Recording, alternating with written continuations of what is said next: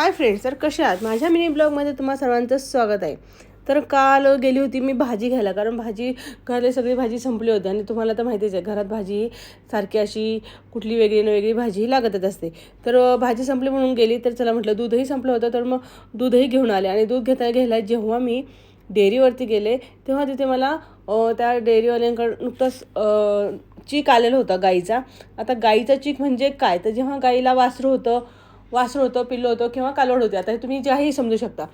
तर ते झाल्यानंतर जे 1-2 दिवस चीक निघतो, दूध निघतं, ते कच्चं दूध असतं, त्याला चीक म्हणतात. त्यालाच आपल्या शहरी भागामध्ये खरवसही म्हणतात. कारण चीक म्हटलं तर शक्यतो लोकांना काही समजत नाही, त्यांना खरवसच माहिती असतो. तर मग अर्धा लिटर खरवस घेतला आणि 1 लिटर दूध घेतलं. तर घरी आल्यानंतर म्हणजे सर्वात प्रथम आता गुळाची पावडर नव्हती, मग मी गुळ हा छानपैकी असं बारीक किसून घेतला आणि त्याच्यामध्ये ते दूध, चीक आणि थोडीशी एक वेलची पावडर हे मिक्स करून घेतलेलं आहे. असं छानपैकी ते हाताने आपल्याला एकजीव करायचं आहे. हे पहा या पद्धतीनं.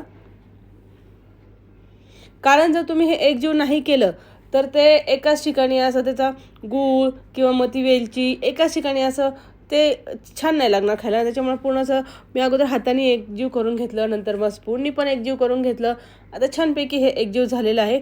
आता हे जे मिश्रण आहे ते मला चाळणीत गाळून घ्यायचं आहे, कारण आपण जेव्हा दूध मिक्स करतो त्यावेळी त्यात गूळ आणि वेलचीही टाकली बघा. हे जे वेलची दिसते हे काळे काळे जे आहे ते वेलचीचे असतात, आणि ज्या गुळामध्येही काही खडा वगैरे असेल तर तो निघावा म्हणून तो आधी गाळणीने गाळून घेतलेला आहे. हे बघा, हे असं.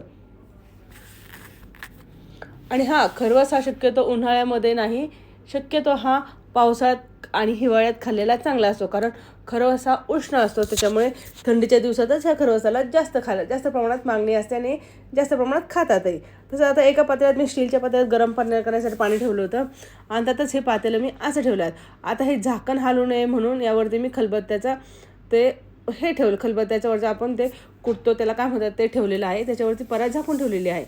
एक 15 ते 20 मिनिटांनी आपला चीक हा शिजून झालेला आहे. खरवस हे पाहू शकता किती सुंदर, आणि वास पण खूप छान येतोय. हे पहा, छानपैकी असा आपला खरवस झालेला